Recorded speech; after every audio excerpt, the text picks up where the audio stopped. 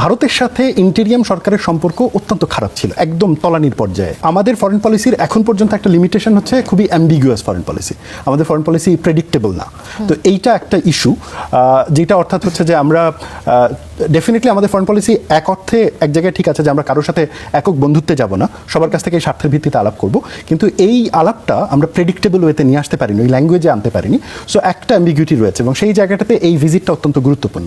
দ্বিতীয় যে পার্টটা অর্থাৎ বিনিয়োগের ক্ষেত্রে, সেটা রাকিব আলাপ করেছেন, এইটা একটা ধারাবাহিক ব্যাপার। সো এটা এক্সপ্যান্ড করবে। তবে ভারতের রাষ্ট্রদূতের সাথে তার যে মিটিং, রাকিবের ব্যাখ্যাটাকে আমি এন্ডোর্স করি, শুধু একটা পয়েন্ট আমি যোগ করব সেখানে। সেটা হলো যে দেখেন, আমেরিকানরা এবং ভারতীয়রা জুলাই আগস্টের সময় বাংলাদেশ নিয়ে একটা একেবারে ভিন্ন মুখোমুখি অবস্থা নেয়। এখন ঘরেই হবে বিয়ে বাড়ির পোলাও, যদি থাকে আকিজ এসেনশিয়াল সুগন্ধি চিনি গুঁড়া চা।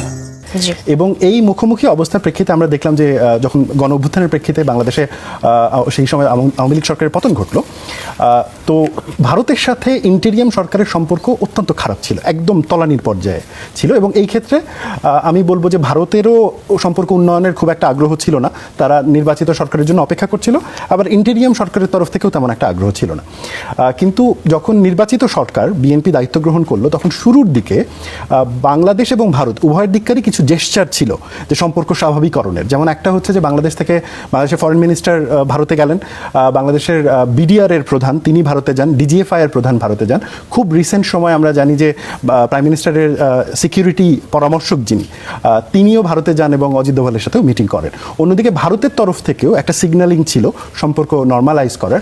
তার প্রধানমন্ত্রীর উপদেষ্টা যে ডাক্তার জাহিদুর রহমান, তিনিও তো ভারতে যাওয়ার চেষ্টা করেছেন। আমি ওইটাতে যাচ্ছি, ওই আলাপটাতে যাচ্ছি। কি বলবেন, তার রেসপন্স তো ওরকম ছিল না ইন্ডিয়া থেকে? ওই আলাপটাতেই যাচ্ছি। শুধু যদি এটা এখানে করি যে ভারতের দিক থেকে ওরা কিছু জায়গায় ওপেন আপ হয়েছিল, আবার সব জায়গায় ওপেন আপ হয়নি। তার মধ্যে একটা খুব খারাপ এক্সাম্পল ছিল যে জাহিদ সাহেবের যে বিমানবন্দরে আটকে যাওয়া।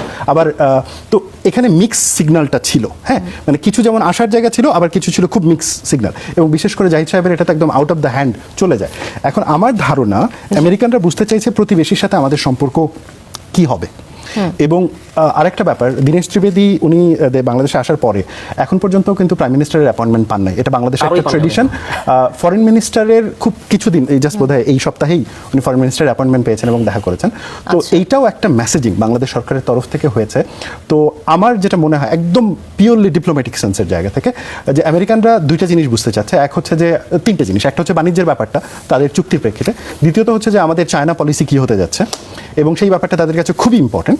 তবে হ্যাঁ, তারা এটাও জানতে আগ্রহী যে প্রতিবেশীর সাথে আমাদের সম্পর্ক নর্মালাইজ করার প্রক্রিয়াটা কত দূর এগোচ্ছে, আর সেখানে আমেরিকানদের ইন্টারেস্ট কতটুকু প্রভাবিত হবে। কারণ আপনাকে মনে রাখতে হবে, দেখেন, আমাদের সাথে ভারতের সুসম্পর্ক বা দুঃসম্পর্কে আমেরিকার কিছু আসে যায় না যতক্ষণ পর্যন্ত না এখানে আমেরিকান ইন্টারেস্ট ইনভলভ। সো আমার মনে হয় যে আমরা যদি খুব র্যাশনাল জায়গা থেকে, ইন্টারেস্টের জায়গা থেকে